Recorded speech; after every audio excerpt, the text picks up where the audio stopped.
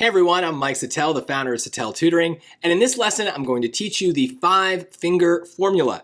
This strategy is meant to keep you on task as you go through Module 1, and so that way you can get into the harder Module 2. So I'll review what that is in a second, but a lot of this strategy is based on some things that are very fundamental to the organization of the digital SAT. So if you need a review of that, make sure you go to my channel, subscribe, so you never miss this kind of stuff. It'll have all these other videos that go into much more detail about how Module 1 works and how the scoring works to get us into Module 2 so that we can maximize our score. But here's the gist of it. Basically, everyone's getting the same Module 1. That's kind of an average mix of questions. Then, if you get enough questions right in Module 1, you will move on to the harder second module. And this goes for both subjects, reading and writing, as well as math. Now, if you don't get enough questions right, you'll be placed in the easier second module. The problem with that is even though the questions are easier, the score is lower. Your score is basically capped at about 600. So this 5-finger formula strategy is meant to keep us on task so we can make sure that in Module 1 we get enough questions right to be placed in the harder Module 2. So the number I've kind of come up with from lots of experimenting, which again you can see in another video on my channel, is that you really want to get at most 5 questions wrong in Module 1, that's probably enough to guarantee that you're still in the hard module. Any more than that, and you could be in the hard module, but it's not as certain. So let's take a look at what this formula entails. Basically, during Module 1 of the first reading section, first thing you do, the proctor says, your test has begun. Hit the button to begin your test. The first thing you're going to do is on your scrap paper, you're going to trace your hand. Put your hand on the scrap paper so it's kind of coming out of one of the corners, and then with your pencil, trace your hand. Okay, you're gonna get a couple pieces of scrap paper on the test. One of them is gonna go to this. Lift up your hand, and then the next thing I want you to do is on the palm of the scrap paper hand, I want you to write a bunch of hints that you have memorized previously. So think of it like this. You are not allowed to cheat on the SAT. Don't try, you can get in some serious trouble. But if you could cheat on the SAT, if you could write some answers on your hand beforehand and then look at them during the test to see some answers, what would you write? That's what I want you to memorize. And then as soon as the test begins, write it on this scrap paper hand that we have traced for ourselves. The goal here is that there will be things that throughout your practice you just naturally struggle with. But getting them out of your brain and onto the page will probably be the best way to make sure that you don't forget them during the test. Because think about it, right? It's a 2-hour test, which isn't very long, but for math, for example, it's gonna be an hour of reading before you even look at a math question. So all that math stuff that you memorized, it's getting kind of pushed around in your mind as you're using your brain to solve all those reading questions and remember all those grammar rules. So there's a chance you forget it. And some of you may know what I'm talking about. Some of you, like as soon as the test begins, all the stuff you studied is gone. Well, here's our way of hopefully controlling that. Just as soon as the test begins, within 5 seconds, you're putting your hand on the page, you're tracing it, and then you're writing all that stuff that you made a point to memorize down. But obviously that list can't be too long. Think of it like the real palm of your hand. What are the limited things that you would put here? What formulas, what strategies, what rules, things that you want to refer back to during the test? And that's the key, is now this is here for the entire test, because as far as I know, correct me if I'm wrong, but as far as I know, the proctor is not going to collect your scrap paper until the very end of the entire SAT. So once you write this down, it's with you for the whole thing. So at the beginning of the reading section, you can write down some math formulas and not even use them for an hour, but then they'll be there when you need them later. So if I'm wrong there, correct me, but I am pretty sure according to the instructions that I've seen for the proctors, this is it. They just let you go, and then you can use this throughout the entire test. Now, as we go through the section, we are going to encounter questions that we find difficult, right? So anytime we do that, we should look at the hints on our hand and see maybe there's something that can jog our memory and get us to actually get the question right. And we thought it was hard, but now we know the right formula to use. But occasionally that won't work. And so we're going to do 3 big things here. Let's first start by just writing the question number inside one of our fingers. So in this case, I chose the pinky finger and I wrote the number 8. So this is a math section, let's say. And then the next thing we're going to do is write the reason why we are stuck. So you can't just list the number. We need to know a reason.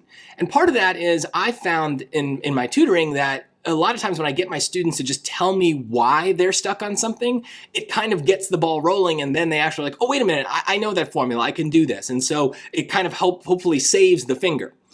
But if you can't, then we still need a record of what you were thinking, because you might review this test later if it's a practice test, or at the end of the section we'll see we still want to have some sort of shorthand summary of what we struggled with so that we can sort through these questions more easily. And the final thing we're going to do is chop off the finger. Okay? I want you to think of your 5 fingers as your 5 lives, okay? And we can waste the lives like a video game. You don't lose the video game until you've run out of lives. So we're still good. It's okay to knock off a finger if it's useful strategy for us. So I don't want you to panic every time this happens, but you got to account for the fact that now there is a question on your test that you might have gotten wrong, that there's a good chance you got wrong. So anything that's not 100% certainty, I need you to record it on a finger. There might be lots of reasons why you choose to put something and lose a finger for it. So another reason might be that, like, you look at a question, you do know how to solve it, but it's going to cost you too much time to do it. So maybe that's a worthwhile sacrifice. Lose this finger for the sake of saving a bunch of fingers later on questions that you might have run out of time on if you spend your time on this. So it's a strategy, right? It's okay to lose a finger here and there. But you also have to account for cases where you are close but not certain. So if you got to question 19 and you were sure that it was either A or C, but you didn't really know from there, yes, you should pick something, you should guess something for all of these questions, but you still need to account for the fact that there's a chance you can get this wrong. So it's got to be a finger. You got to account for it. And again, write your reasons that later, if you have more time, you can come back. And then just keep going. Anytime you get to a question, write the reason. If your fingers are too skinny for you to write it in the finger, then write it next to it like I did here. But if you can't understand a question, that's a very quick, put that on the finger, cross it off, and there we go. And just repeat this process as much as you can until, at some point, you might run out of fingers.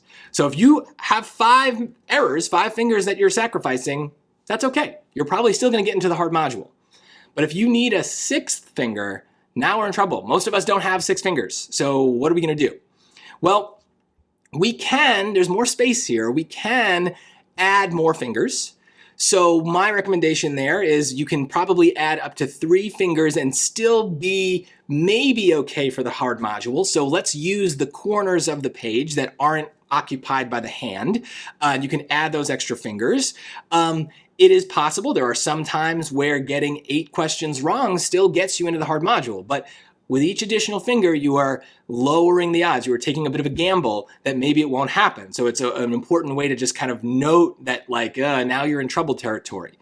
Plus, by doing this all on one page, we can maybe look at some of the other fingers and be like, oh, you know what? 22 is supposed to be one of the hardest questions in the test, right? They go in math in order of difficulty. So maybe number 8 is a better use of my time because that's one of the easier ones. So maybe I'll put 22 as a finger, but I'll see if I can save the finger for number 8.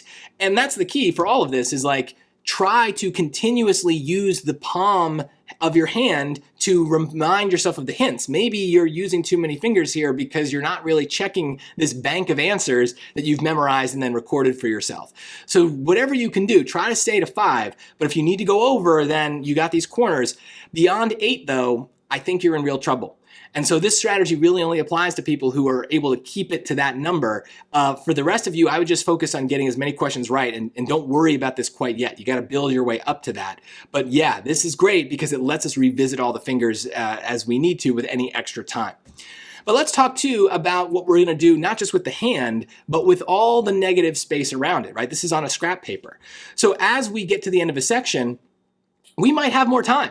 And maybe those questions we skipped originally, that was a good skip, but now we find ourselves with the time to go back. And by having all 5 of these questions on one page, we can very quickly sort through them and be like, this is the one I'm going to target. Maybe we look at number 19 again and we're like, you know what? I think I can solve it. If it's just A and C, maybe I can figure something out. Maybe then we look at our palm and we're like, oh yeah, plug points into equations. I can do that here. And now we can get that answer right. And so don't erase anything. Don't erase all the work you did on the finger. Maybe erase the line that chops it off. But otherwise, I want you to have a record. So don't erase the thoughts that you've recorded on the page. That's what we are going to use to improve later. But remember, all of these questions are things that you might be able to revisit with time. So divide it up however makes sense, show some work for each one, but it's kind of letting us organize the work as well as the questions. And you might have had work for some of these questions on other scrap paper pages. That's okay. You maybe want to do the questions work on here to start. There's lots of flexibility with this. The key is you at least are doing the work right on the same page as the hand with all the hints, and maybe something will click that wasn't clicking earlier. But let's talk about what comes after Module 1, all right? So we've got this page.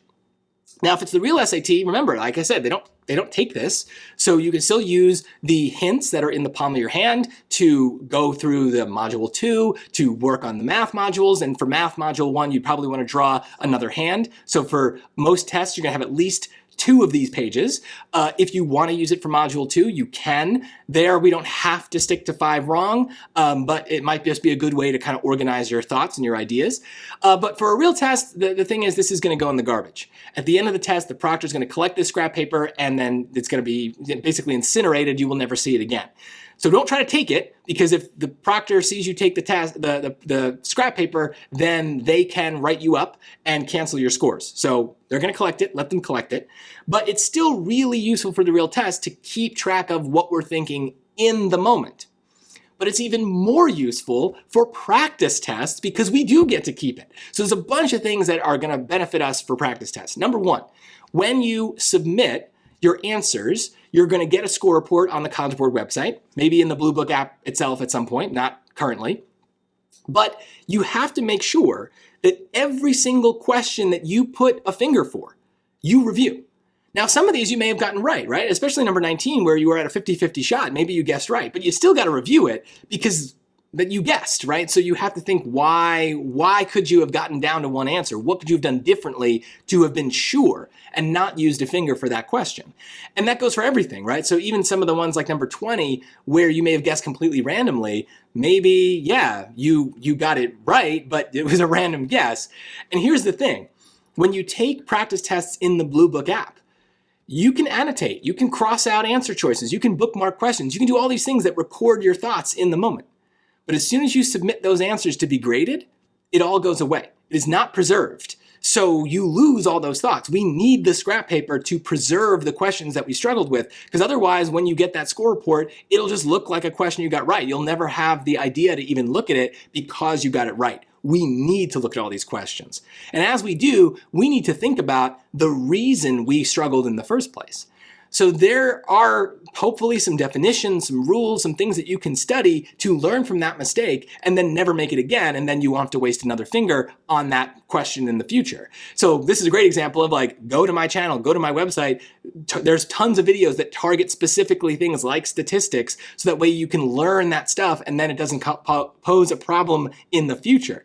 If it continues to pose a problem, if it continues to be a pattern where on certain practice tests, you're noticing certain things keep showing up on these fingers, that's a good opportunity to revise your hand hints, right? This is a list that you can create for yourself and then create again on the test during the first module. So put stuff there that's going to help you. If you keep having the same problems, there's a formula you keep forgetting, try your best to memorize it and then add it to that list so that it's ready to go for you on every single test.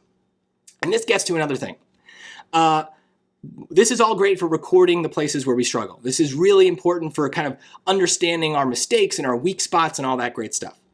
But the most important thing I think it does for practice tests is it also reveals our careless mistakes. Because if we go through that score report and there are mistakes on that score report, wrong answers, that are not on this hand, then that is a careless mistake. I don't care what the cause of the other error was. I don't care if it was you entered in the calculator wrong, you lost a negative, you misread the question. The reason is irrelevant. The point is, you didn't see that mistake coming. That is careless. The whole point of the 5-finger formula is that we need to have control over our errors. We're allowed to make 5 mistakes, but we need to have control over those 5 mistakes. If we are making errors in other places and it's surprising us, that completely invalidates this entire strategy. So the number one thing in my mind for this entire strategy is every mistake has to be accounted for. If it's not on the hand, you messed up. Okay, so you've got to work on that and make sure that you are not losing points on stuff that you were confident in. And there's lots of reasons you might have lost those points, and that we'll talk about in some other lessons, but it's really important that you understand how bad it is when something shows up as a wrong answer that was not on this hand. So let's just review quickly. Why did we do this? Again, we're trying to make sure we don't get stuck in the easy module. If we want a top score, easy module is a death sentence. It's going to limit us to a 600 in that subject. That's very bad. So by keeping track of those errors, we can hopefully guarantee that we stay in the hard module.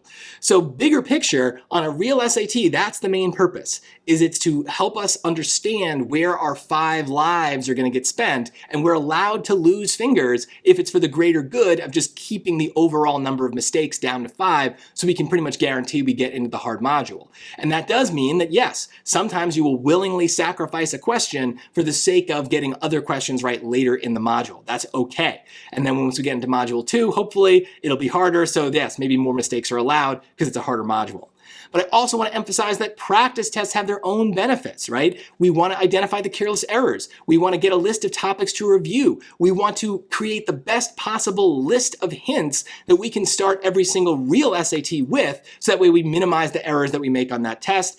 And most importantly, it creates a record, because otherwise you won't have one. You'll take a practice test, time will pass, you'll forget what you were thinking in the moment, which questions were hard, which ones were easy, and this really helps us just stay organized so we can learn from our mistakes. So on the right there, you can see we've got a little short version of what we're trying to do. So your page should roughly look like that, with work all around the hand, the hints in the palm, chopping off fingers every time you get a question that you're not sure about, and recording both the question number and the reason why.